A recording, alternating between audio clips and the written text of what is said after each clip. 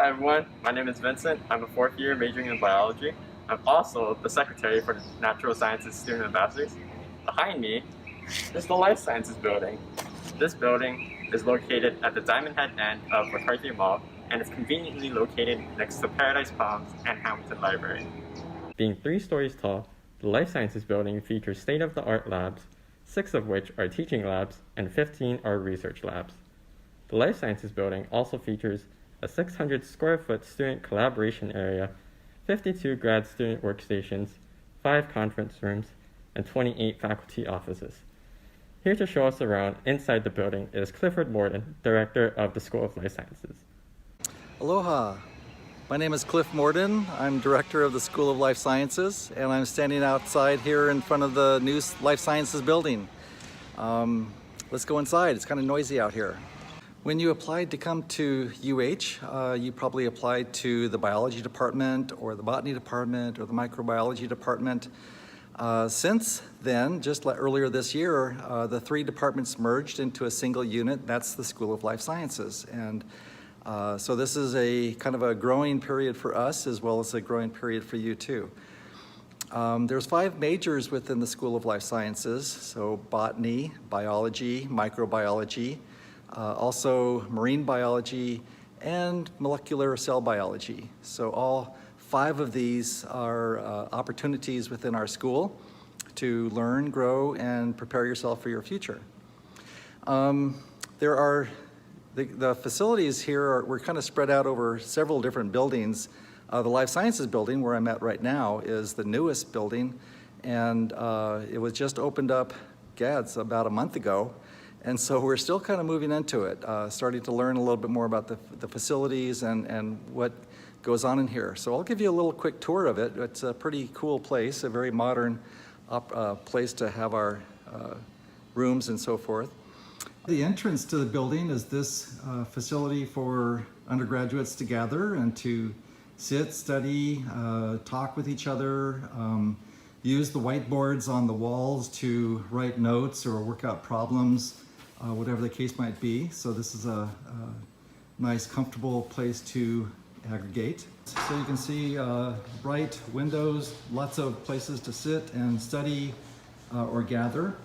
And some of the other rooms around here are the laboratories. So if you're taking a microbiology or a biology laboratory, you might be in this room here.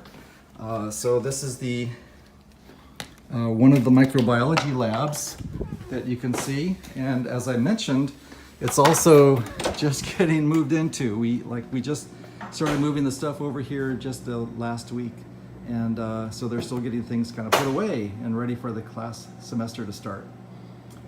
This is one of the research labs, and you can see it's also still the process of getting set up, but they're also still starting some experiments and getting things underway for their research. They have some process going on over here and so forth. So people are starting to get set up in their laboratories, and as you start going through your program, you'll probably find that there's lots of opportunities for research as an undergrad, doing internship or other work with some of the professors in our building here.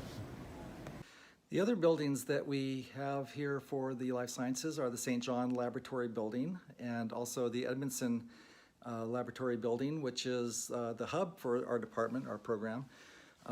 Edmondson 216 is the office for the school, and if you have any questions or need any help and guidance, that's the place to go. And there's the staff there that can help you find what you need and get you sorted out.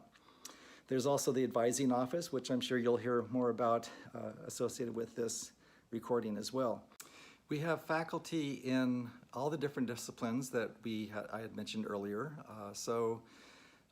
Faculty come from a number of different disciplines, and also they cross over into multiple disciplines. We have some faculty that were in the biology as well as microbiology programs, or botany and biology, or botany and microbiology, and marine biology. So wide ranges of experiences among the faculty.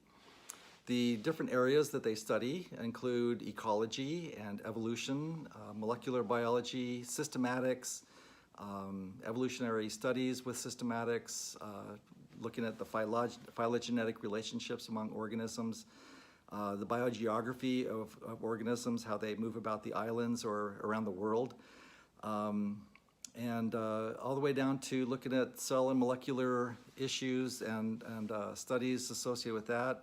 One professor working on immunology, which is also quite important right about now with the COVID crisis and learning how to combat that. So we have a huge breadth of experience within our faculty, and they're all here to help you, guide you, and direct you in choosing your career and helping to establish you in the discipline that you hope to make your lifelong dream. So feel free to come by and visit during the course of the semester. If we can do anything to help you, don't hesitate to ask. There's lots of faculty here that are willing to support, help, and answer any questions that you might have. And as I mentioned, there's lots of opportunities for getting involved in research projects with our faculty as well. And so don't hesitate on that to get involved and become more intricately associated with some of the processes and disciplines that are available to us here. Like I said, we're here to help, and feel free to drop me a line or ask questions anytime. Thank you, and have a great semester.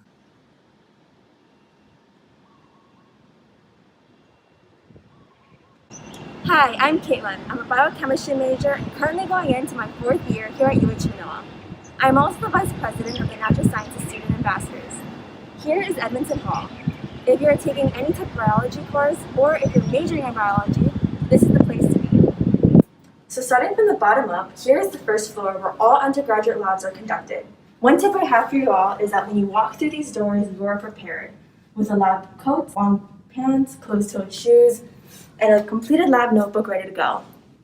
These labs are great for people like myself who work very well when we take what we learn in the lecture halls and apply it to hands-on experiments and demonstrations. Fun fact, here on this first floor we have a fish museum where we have a collection of marine life stored behind this door. This allows researchers to come down and request samples from all around the Pacific. So here on the second floor is where you can find a lot of your upper level biology lab courses. Many of these lab courses will be relocated to the new Life Sciences building, however many will still remain here.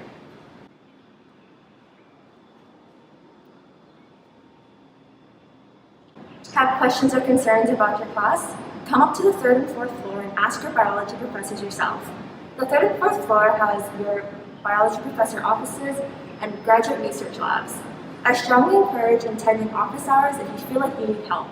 In my experience, I found the most improvement in my studies when I was able to talk through the concepts I was struggling with and get direct feedback from them.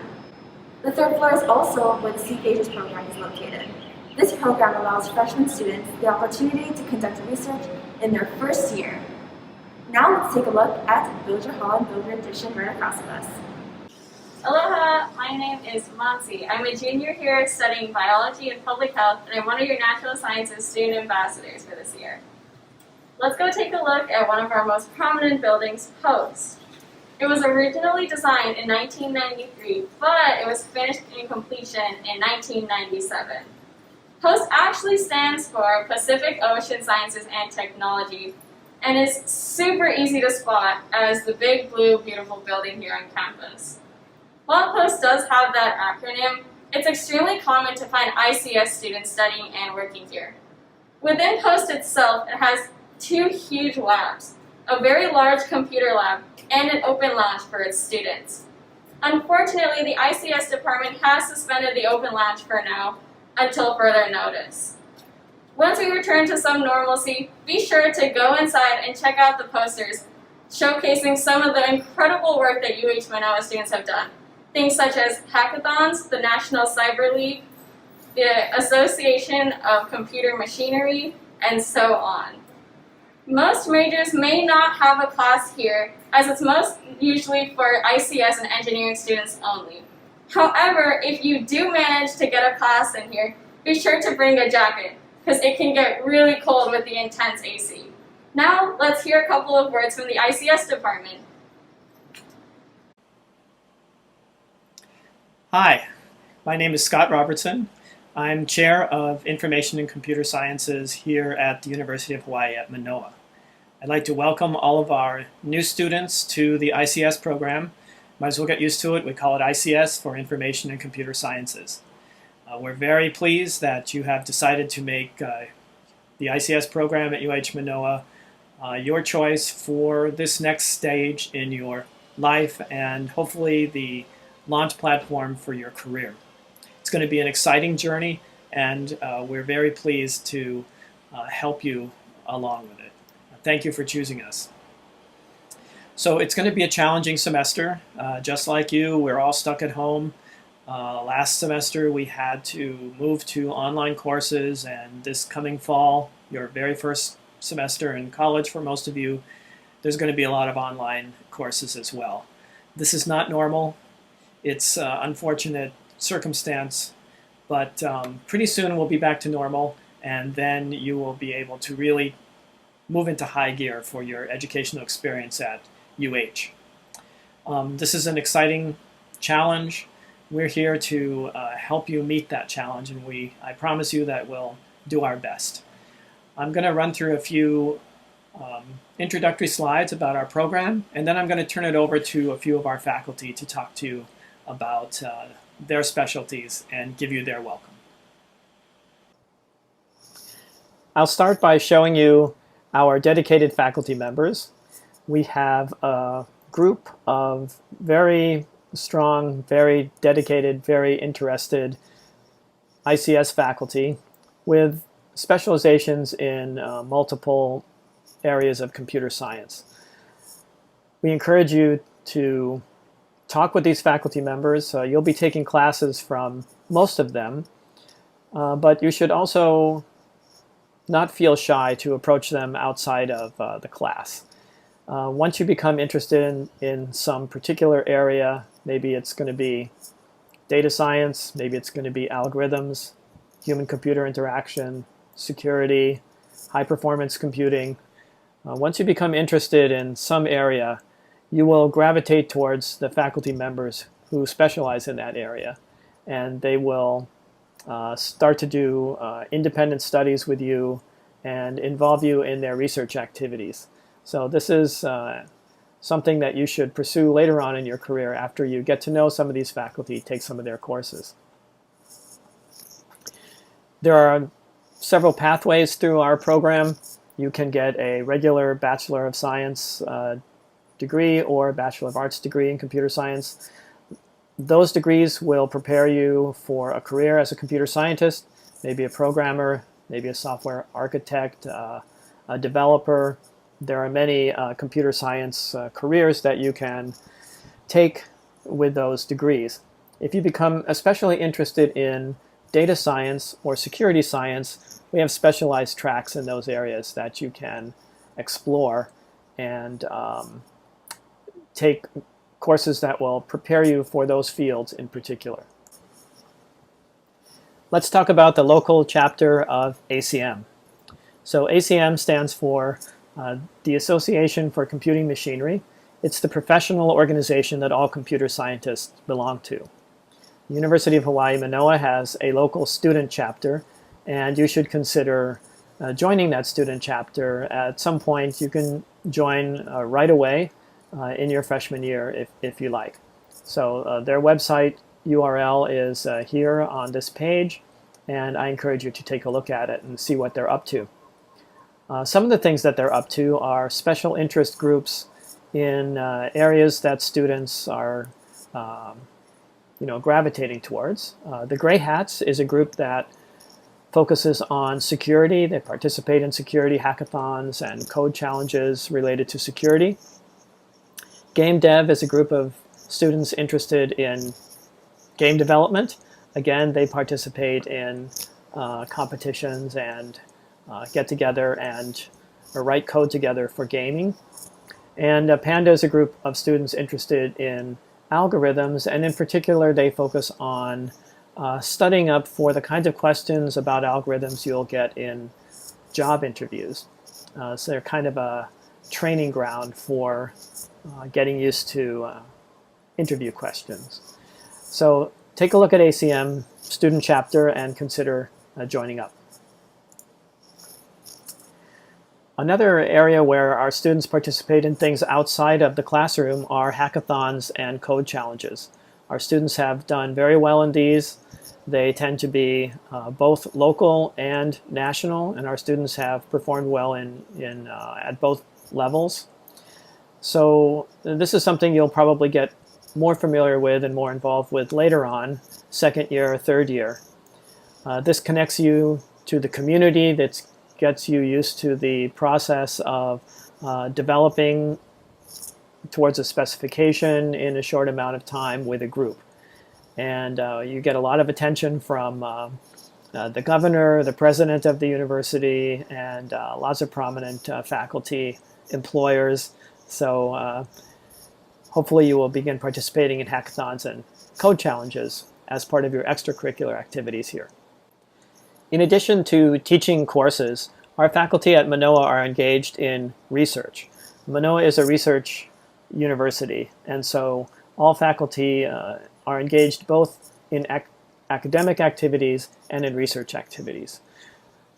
You can become involved as an undergraduate in a research activity. Probably this is something you would do maybe starting second or third year, and also maybe as part of your capstone project.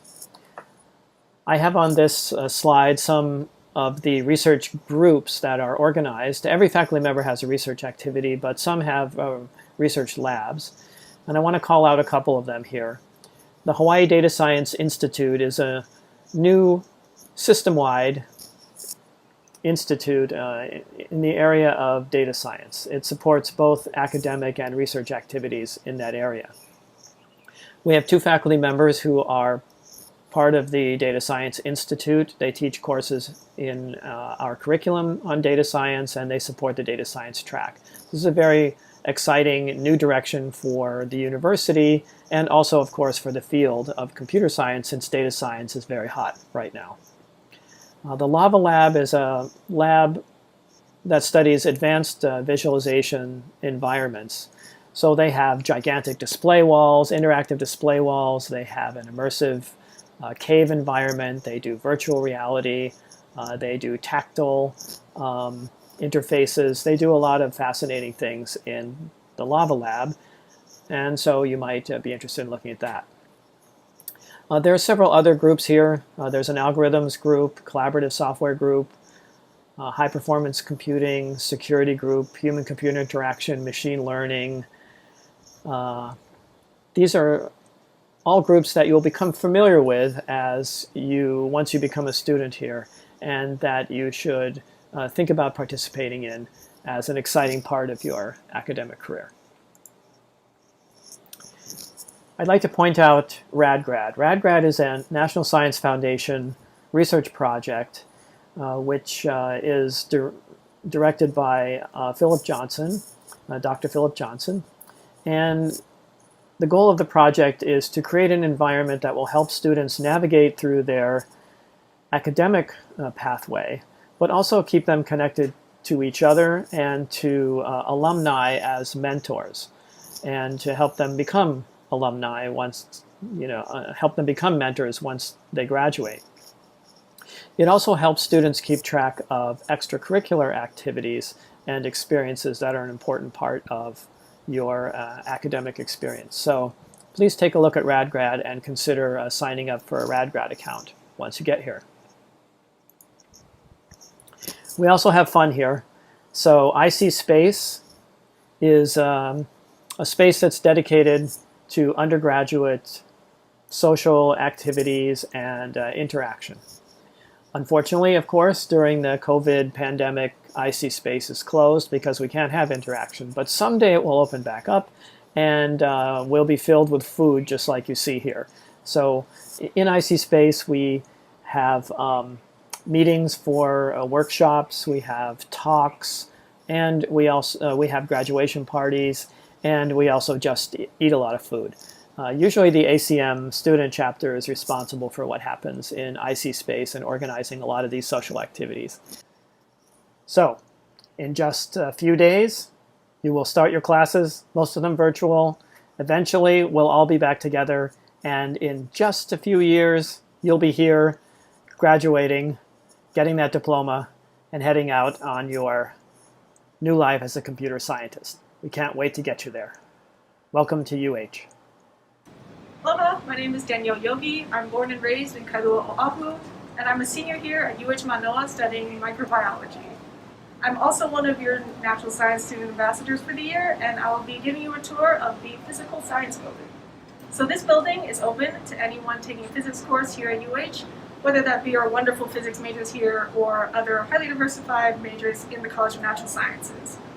While Watanabe is the home of the majority of our physics courses, the physical science building is mostly catered towards students across multiple majors that must take lower division physics courses like Physics 151 or 170 labs as part of their program.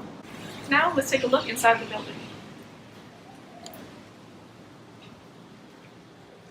So here on the first floor is where you'll find most of your physics labs, and above you'll find your lecture halls that have been recently renovated. Also here on the first floor are some newly renovated classrooms that act as an extension of Watanabe for our upper division physics courses. And given that there's so many students that must take courses here in the physical science building, there's a lot of people that have to come through here. So in order to mitigate that, your professors will have teaching assistants, or TAs as we like to shorten it, to help you throughout the course. Your TAs are going to be graduate students that will manage your labs and help answer any questions you may have throughout your course. And their offices can be found here in the physical science building.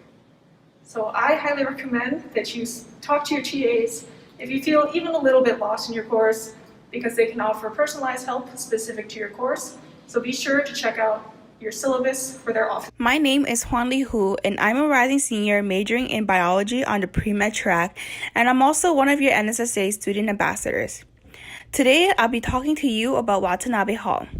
The building was named after Kenichi Watanabe, who was a noted scientist and UH professor of physics. He was the first local boy to have a UH building named in his honor. Some classes that commonly take place here include upper division physics courses, astronomy, geophysics, and more. There are also multiple smaller classrooms that are often used for recitations and study groups outside of lecture. I highly recommend taking advantage of recitations if they're offered, as you can gain new tips on how to study for a particular class or how to tackle a concept you are struggling with. Fun facts: the Watanabe Hall Krypton sculpture is a replica of a monolith from the film 2001: A Space Odyssey, which was released 50 years ago in 1968. Let's meet up with the Department of Physics and Astronomy at Watanabe.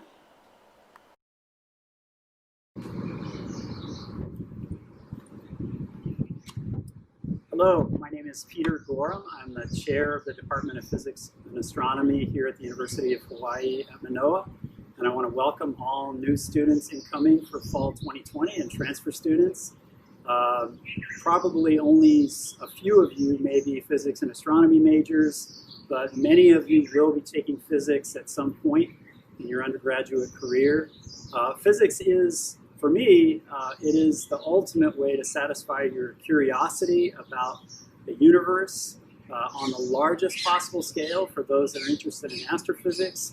We're thinking about cosmology, the largest possible things in the universe, but we also think about the smallest possible things in the universe with nanophysics and particle physics. So physics and the understanding of the laws of physics encompasses an enormous range of disciplines, and we lump them all together into physics. But we have connections to many of the other disciplines in the College of Natural Sciences. What I'm going to do today is give you a quick view of Watanabe Hall, which is where we're standing right now. But we will also go in and take a look at one of the facilities here at the university that we use for the investigations related to particle physics, and that is a linear accelerator, which also is used as a free electron laser. So with that, we're going to actually start walking into Watanabe Hall and take a look at that facility. All right, let's go over and take a look at the linear accelerator facility. Like a good citizen, I will put my mask on. My camera crew, by the way, is part of my family, so we're all pretty safe here. All right, let's head on in there. Okay, get some lights going here. So there's a lot of things being stored in this laboratory, but as you can see here, directly in front of me is a very large, heavy door that is used to close the vault of the linear accelerator. And if you can pan up this way, you can see that there's some panels here that are used to indicate whether there's any danger involved. Because this is high energy particles are produced, we have to be careful, but at the moment the vault and the linear accelerator are free of radiation. So what we can do here is move this 20-ton door and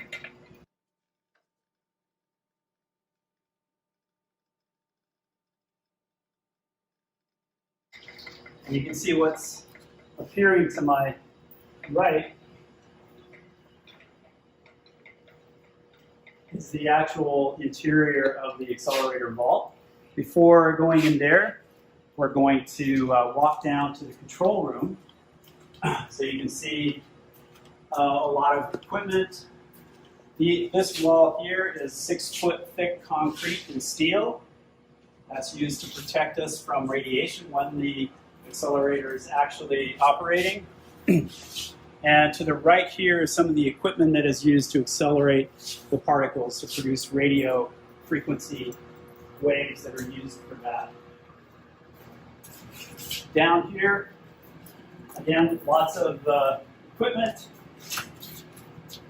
Here's the actual control room. Right now, we're not in operation, so none of the lights are sort of active, but this is where you would actually sit when the accelerator is operating and you're taking data. So again, here you can see very, very thick concrete, again, to protect people from radiation when the accelerator is operating.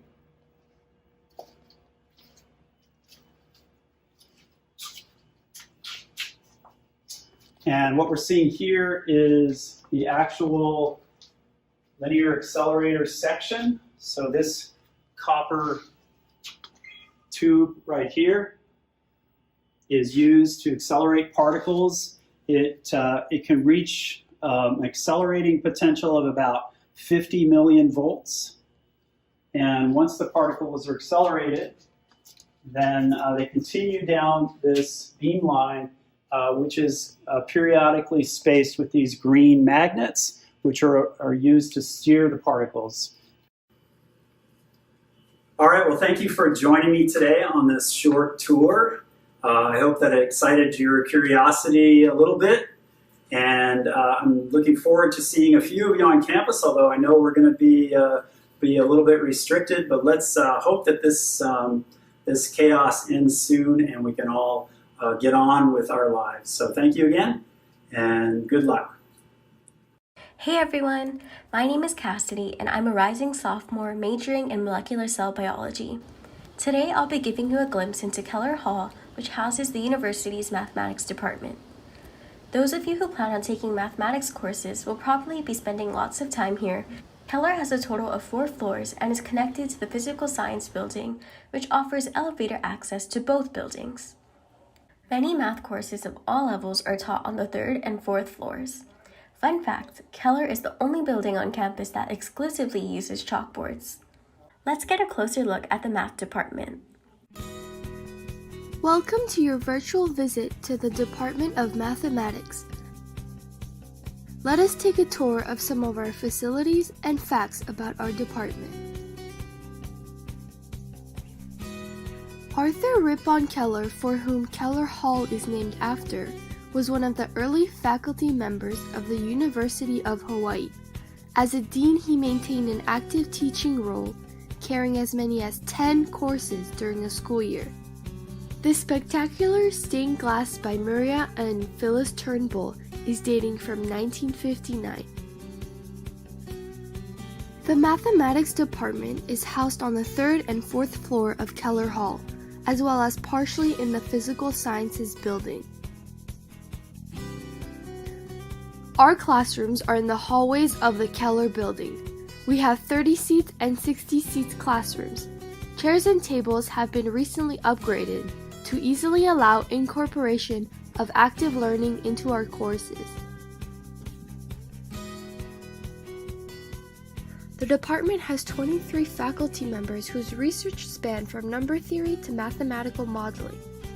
Here is a 60 seats classroom that has been rearranged for social distancing. We are ready to welcome you back once it is safely possible. Only one student at a table. You have also sanitizing stations in each classroom.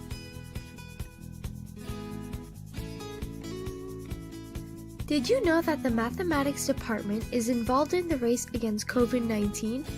Mathematical modeling can help simulate scenarios and design best mitigation strategies.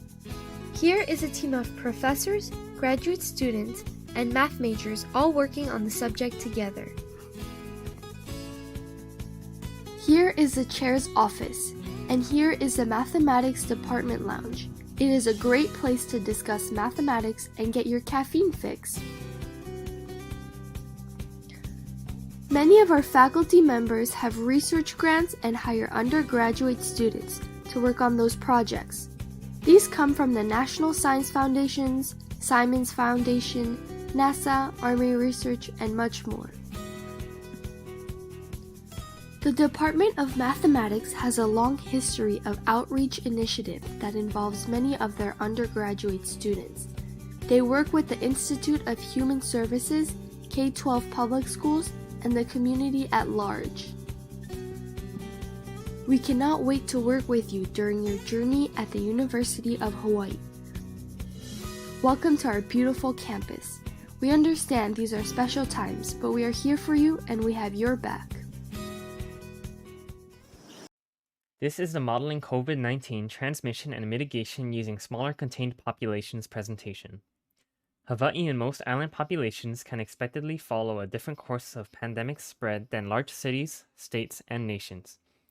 This demands that response to pandemics in these smaller islands be formulated uniquely than in larger connected lands.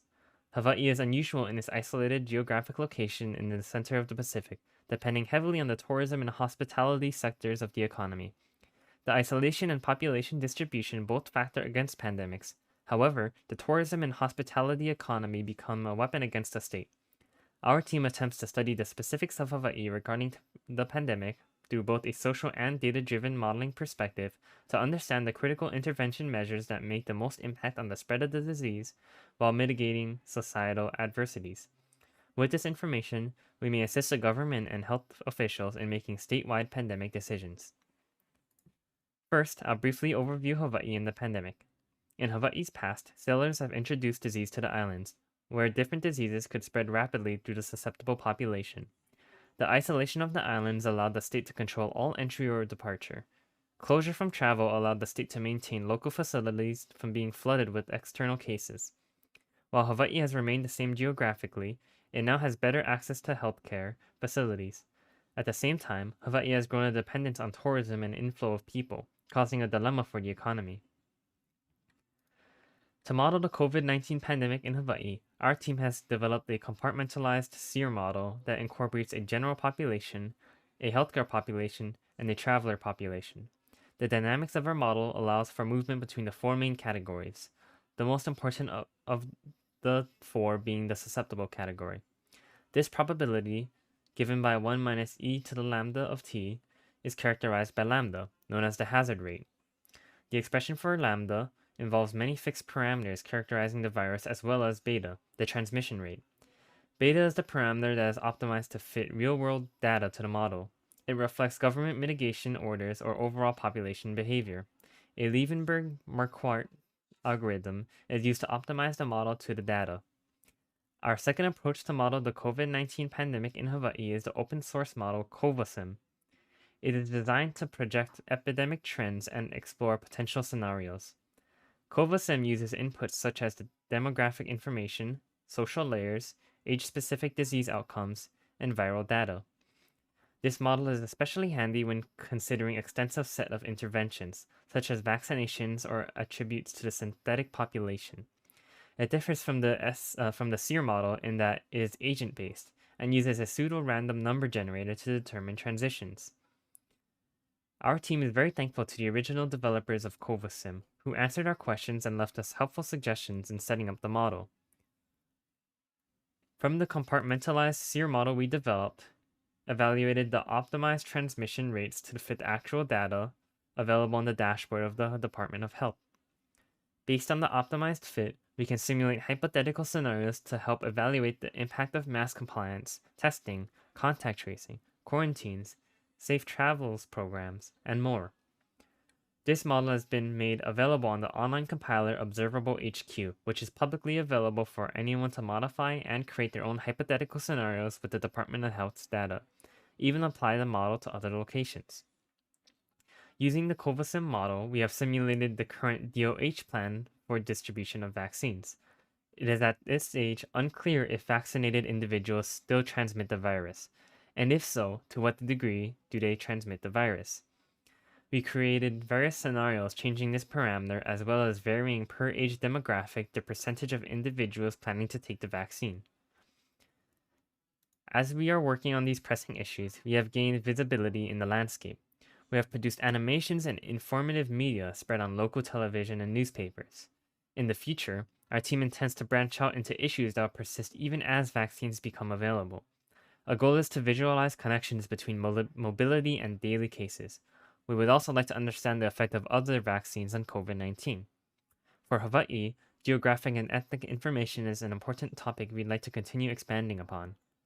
We are also exploring comparisons to other isolated communities like Iceland or Puerto Rico. In a different topic from modeling populations, we're also interested in modeling droplet spread and their 3D dynamics, in which is of most importance to understand the virus's transmission. And with that, I'd like to thank you for watching this poster presentation. Have a good day. Aloha! We are representing the University of Hawaii at Manoa and are supported by the National Science Foundation. For the 9th International Conference on Global Health Challenges, our topic is Pandemics in Hawaii, 1918 Influenza and COVID-19. These are our team members. Since our team is growing with a large number, not everyone is in this picture, but their names are surely mentioned here. Oahu in Hawaii and Nice in France are basically antithetical to each other. Despite the distance, as everyone else around the world, we were taken by surprise with this global pandemic and were struggling to address this challenge. Before going more in depth into the subject, let us take a little tour. This is the island of Oahu, the most populated among the 8 beautiful islands of Hawaii. In Oahu, here lies our campus, the University of Hawaii at Manoa.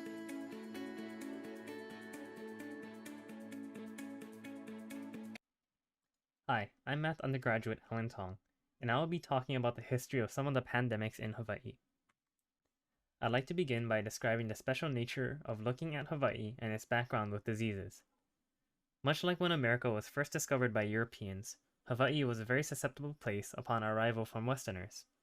Even despite attempts from captains to dissuade sailors from staying too close to the natives, as this is far from the first new land, complications led to the sailors staying on the islands for longer than expected.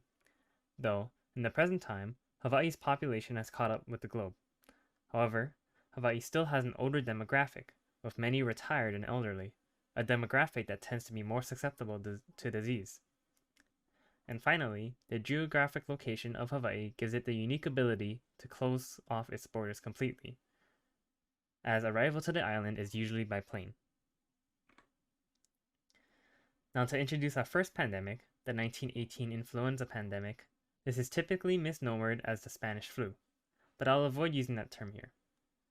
Anyways, the 1918 pandemic killed 21 million people globally, 675,000 Americans, and 2,300 people in Hawaii. It swept through Hawaii in 2 waves, with the second being more devastating than the first. Additionally, health facilities and communities faced problems, while officials pushed against closure. As for a brief timeline of and background of this pandemic, the era it occurred in is quite notable. At this time, World War I had already begun for the United States. At this point, not many details on the virus's spread was recorded. Reasonable, since a war was going on. As the war begins to end and the flu is recognized to have spread and devastated, a pandemic response really ramps up. Data from this past century is difficult to come by, especially for the territory of Hawaii. Because of that, morbidity for influenza exhibits weak statistics, being a late statistic and missing pneumonia. Additionally, Hawaii was not added to the US death registration area for a while. As a result of these things, we mostly worked with Hawaii's mortality data when looking back to the 1918 pandemic. On the left, we can see the death rate per capita for Hawaii and the rest of the recorded US during the 1918 pandemic. Notably, Hawaii seems to exhibit a lag behind the continental US. On the right is simply the deaths across 3 years of the 1918 pandemic. Here we notice the wave behavior of the virus, where it is strongest in the last wave. Viewing age, sex, and race statistics, we noticed a few things. The 1918 influenza seemed to target young children under 5, and less so target children between 5 and 19. Looking between the sexes, the ratio stays mostly constant, with the target on males. Seeing race, flu deaths appear to target Japanese the strongest.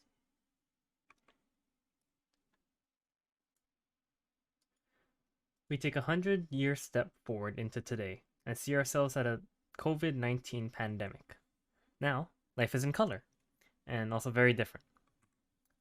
COVID-19 in Hawaii breaks down quite simply. As of September 22nd, we have 11,522 cases, where 749 were hospitalizations and 120 were deaths. And with this, the death rate is approximately 1.04%. Taking a quick look at race data, Pacific Islanders were most affected, despite their low population percentage. Here, we take a quick look into the age, sex, and race data.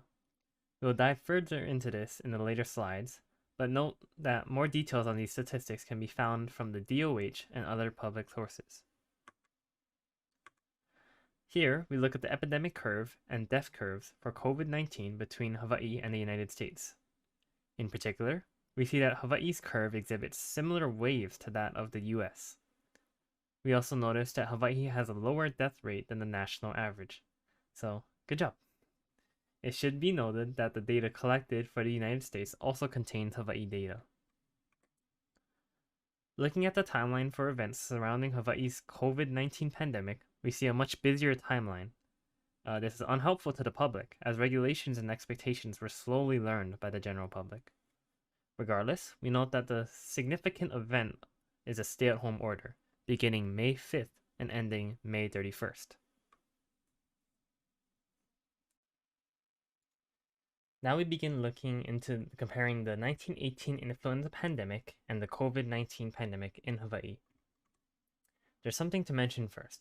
Comparison between two pandemics before one has even ended may be too hasty. Further, the 1918 pandemic gives little statistics to even work with. Despite this, conclusions can still be drawn, and we continue pushing forward. Taking a quick comparison, both pandemics share the wave behavior. We see it in the death rate for the 1918 pandemic and the epicurve for the COVID-19 pandemic. We also notice that both viruses tend to target males in terms of mortality. In their differences locally, different races were the larger target for both pandemics. Japanese and Native Hawaiians for the 1918 pandemic, and Pacific Islanders for the COVID-19 pandemic. We note that the working labor class is the most affected by mortality in both cases. Looking at age statistics, the two viruses seem to target different age demographics. The 1918 influenza targeted individuals under 5, while COVID-19 targets individuals over 60, young versus old. We've compared the 1918 pandemic and COVID-19, but how about just a regular flu season? When COVID-19 began ramping up, many doubted its danger, saying it was just another flu. Now we know differently, but let's see what's really different. We aim to compare and contrast COVID-19 with the normal flu season. Here we take 2018 and 2019 season as our regular. We also like to understand the effect of COVID-19's pandemic on the flu season it intersected with, 2019 to 2020. Looking at the weekly cases, we see that this year's flu began looking similar to last season's. However, once the COVID-19 pandemic began, the stay-at-home order was announced, the flu and COVID-19 cases began to plummet. Most importantly from this graph, we recognize that after the stay-at-home order, it destroyed the flu and it stayed at a constant 0, or more or less 0, but not COVID-19. Looking at Hawaii's positivity rate for each virus, we notice that immediately before the stay-at-home order, the flu was much more negatively reported than usual. We suppose that this occurred for two reasons. More testing means more asymptomatic people got tested, either for flu or for COVID, and additionally, people with the flu symptoms may have mistaken it for COVID-19 and only got tested for COVID-19. Viewing weekly test counts for each of the both flus, we see that testing was up immediately before the stay-at-home order. This is likely because avoiding the flu was greatly encouraged by officials to avoid mixing up the symptoms once the pandemic started. Additionally, we see that testing was down during and after the stay-at-home order. The reason for this is unknown, but we speculate that individuals may have feared getting tested at this point. Seeing weekly deaths, we see a very largely important takeaway. Ultimately, COVID-19 is more dangerous to people than the flu. It has taken more lives and it demands a stronger response. Aside from that, the flu does not act differently from our control from the regular flu. Both begin to decrease in deaths around April. Moving forward, we recognize that it will be better to draw conclusions when the pandemic ultimately finishes, however far that is. However, we already see some important similarities and differences worth noting, and we'd like to continue with this. Looking towards the future, a new flu season is set to begin for Hawaii, and tourism is also looking to open back up again. In this case, influenza might not be addressed over COVID-19, as we'll be more worried about COVID-19, and we look to prevent or recognize the effects of this, as we might not be looking as harshly at influenza now.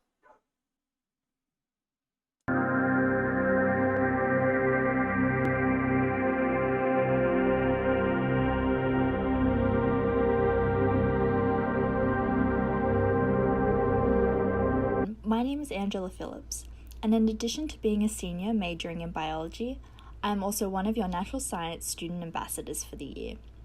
We're currently here in front of Bilger Hall, which is home to the university's chemistry department, so let's get to know the building together. The first floor of Bilger Hall is dedicated to general chemistry classes, such as Chemistry 131, 161, and 162. At the end of the corridor is the Bilger Addition, where general chemistry laboratories take place. During summer school, I spent many hours at the Learning Emporium, on the second floor of the Bilger Addition, an incredible resource for anyone in need of tutoring for chemistry, mathematics, ICS, and physics. Shane Gettle will be providing us with a tour of the inside of the Kaiser Laboratory in Bilger 301. Hello, my name is Shane Gettle. I'm a chemistry grad student here at UH Manoa. I've been here for about a year now. I'm originally from Wisconsin, and so I'm just about to start my second year here. I do research in Dr. Kaiser's group. We focus on astrochemistry.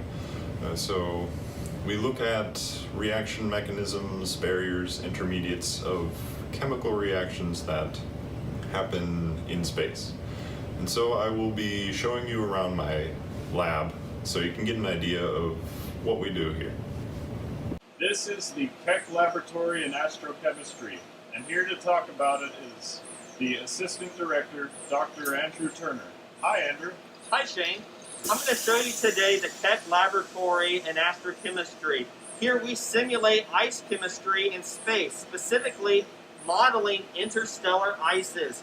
The way we simulate this is by simulating the temperatures in space as cold as 5 Kelvin, as well as ultra-high vacuum pressures. That's 10 to the negative 13th atmospheres, very low pressures. In this machine, we deposit ice at very cold temperatures, and then we subject those ices to energetic electrons. That simulates galactic cosmic rays in space. That initiates chemistry, and from that we can try to deduce what chemistry happens in space in the interstellar medium. We use techniques such as mass spectrometry, infrared spectroscopy, and in particular, we use YAG lasers to selectively ionize our products. We see back here YAG lasers that pump dye lasers. We combine these, they undergo four-wave mixing. We bring them into the machine, and as the ice is sublime, as we warm them up, we can individually detect them by tuning our lasers to certain energies so that our machine only sees very specific molecules. And so it's a very impressive machine, as you will see here. The control panel's back here, and it helps us understand what sort of chemistry happens in space in the ice space. So here we have the levitator, and so we can use acoustics to levitate particles with this machine. And so on the bottom there's a piezoelectric transducer, and on the top there's a reflector. And so we can create sound waves that go back and forth to create a standing wave. And we can levitate droplets of liquid on that standing wave. So essentially it is floating in a medium of air or whatever gases we have inside the chamber. There are no surface interactions, and so we can study chemistry that way. And so we can use a laser right here, a CO2 laser. We can shoot that inside the chamber and initiate a reaction of whatever droplet we have suspended. For example, we've done reactions with JP10 jet fuel, and so we can shoot the laser in and cause a combustion reaction to happen. Here is the cross-molecular beams machine. We use it to simulate gas phase chemistry that goes on in the interstellar medium. So to do that, we have two supersonic molecular beams that intersect at 90 degrees under single collision conditions. That way we can simulate individual reactions between molecules that may be in the interstellar medium. And so we detect these products using mass spectrometry in a very, very low pressure environment, about 10 to the minus 15 atmospheres. And we can use this to explain how molecules in the interstellar medium are formed and the implications